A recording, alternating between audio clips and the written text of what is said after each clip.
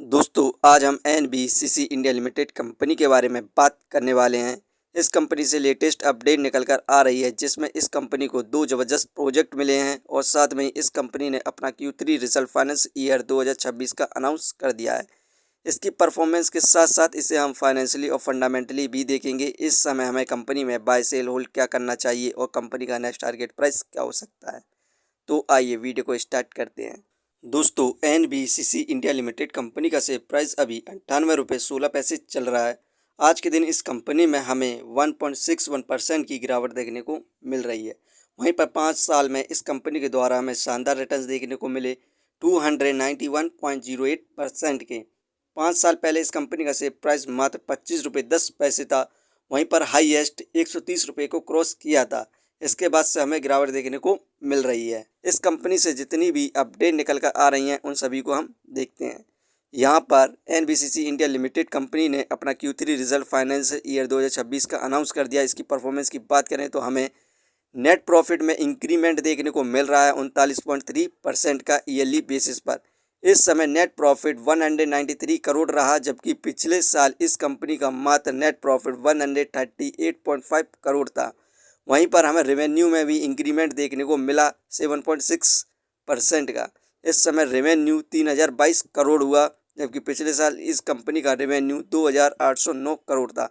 यहाँ पर इस कंपनी ने इस क्वार्टर शानदार परफॉर्मेंस करी है, अपने प्रॉफिट को इंक्रीज़ किया है।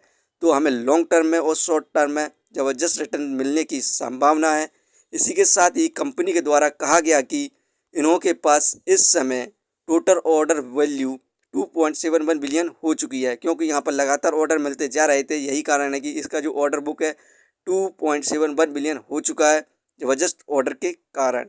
इसी के साथ ही यहाँ पर हमें ज़बरदस्त इन्वेस्टमेंट देखने को मिल रही है म्यूचुअल फंड की इस कंपनी के अंदर। आप यहाँ पर देख सकते हैं सितंबर में म्यूचुअल फंड की इन्वेस्टिंग 5.90% थी, जो कि दिसंबर में बढ़कर म्यूचुअल फंड की इन्वेस्टिंग 7.30% हो चुकी है।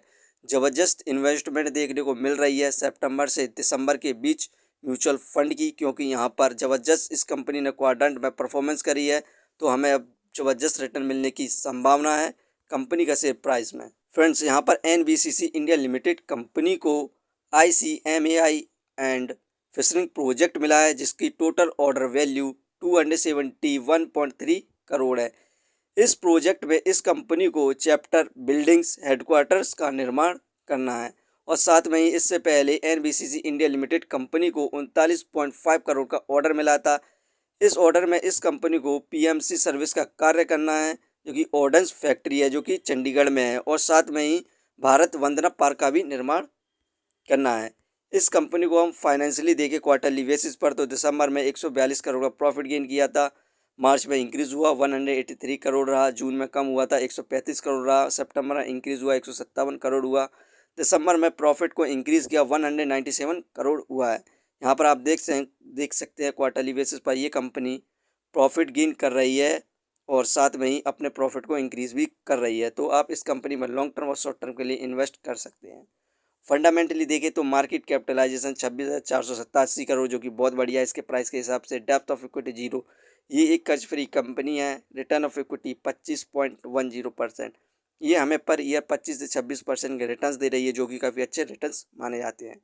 अर्निंग पर शेयर 2.28, ठीक है। डिविडेंड 0.68%। इस कंपनी के द्वारा हमें डिविडेंड भी देखने को मिलता है। Book value 9.89। ये शेयर इस समय बुक वैल्यू हाई प्राइस पर मिल रहा है, फेस वैल्यू 1। फ्रेंड्स, ये कंपनी फाइनेंशियली और फंडामेंटली बेस्ट है और यहाँ पर इस कंपनी को लगातार प्रोजेक्ट मिलते जा रहे हैं और इस कंपनी ने अपने Q3 रिजल्ट में भी शानदार परफॉर्मेंस करी है। इसके बाद हमें म्यूचुअल फंड की ज़बरदस्त इन्वेस्टमेंट देखने को मिली। तो आप इस कंपनी में शॉर्ट टर्म और लॉन्ग टर्म के लिए इन्वेस्टमेंट कर सकते हैं। 2027 तक इस कंपनी का शेयर प्राइस 200 रुपये को भी क्रॉस करने की संभावना है। तो आप इसे लॉन्ग टर्म के लिए इन्वेस्टमेंट कर सकते हैं। ये वीडियो सिर्फ एजुकेशन पर्पज़ के लिए थी। यदि आप किसी भी कंपनी या स्टॉक्स पर इन्वेस्ट करते हैं तो एक बार अपने फाइनेंशियर्स और एक्सपर्ट की सलाह जरूर लें। कभी भी लोन लेके इन्वेस्टमेंट ना करें, वरना आप भारी मुसीबत में पड़ सकते हैं। कंपनी के बारे में जानकारी सही लगी हो तो अपने चैनल को सब्सक्राइब करें, जिसका नाम है स्टॉक एनालिसिस। धन्यवाद।